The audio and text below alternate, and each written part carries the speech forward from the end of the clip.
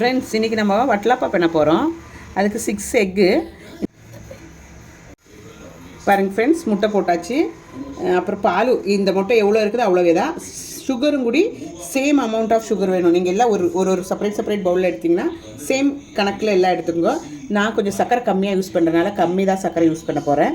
So அதனால தான் நான் சர்க்கரை எவ்வளோ போடுறேன்னு சொல்ல. சேம் அமௌண்ட் ஆஃப் சர்க்கரை எடுக்கணும். பாலும் இதில் ஊற்றிக்கோங்க. இதெல்லாம் சேர்ந்து நம்ம ஒன்றாவே விஸ்க் பண்ணிக்கலாம். அப்புறம் ஒரு 25 பாதாம் உளிச்சு வச்சது, 2 ஏலக்காய், ஒரு 10 கேஷ்யூ போட்டு எல்லாம் சேர்ந்து ஒரே முட்டை அடிச்சுக்கலாம். பாருங்கள் ஃப்ரெண்ட்ஸ், எல்லாம் நல்லா விஸ்க் பண்ணி ஒரு பாத்திரத்தில் ஊற்றியாச்சு. பேக் பண்ணுற பாத்திரத்தில் ஊற்றியாச்சு.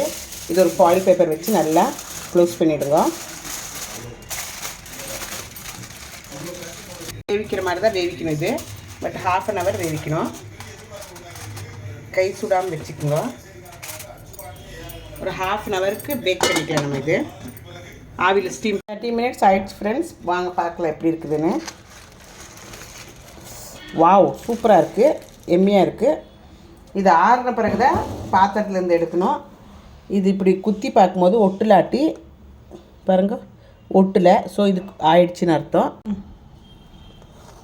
பாருங்கள் ஃப்ரெண்ட்ஸ், சூப்பராக வந்திருக்கு, ரொம்ப அருமையாக இருக்குது.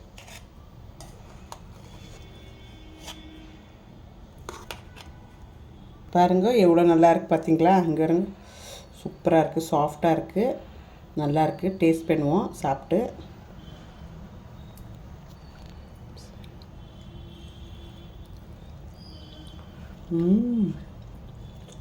ரொம்ப எம்மையாக இருக்குது, வெரி நைஸ்.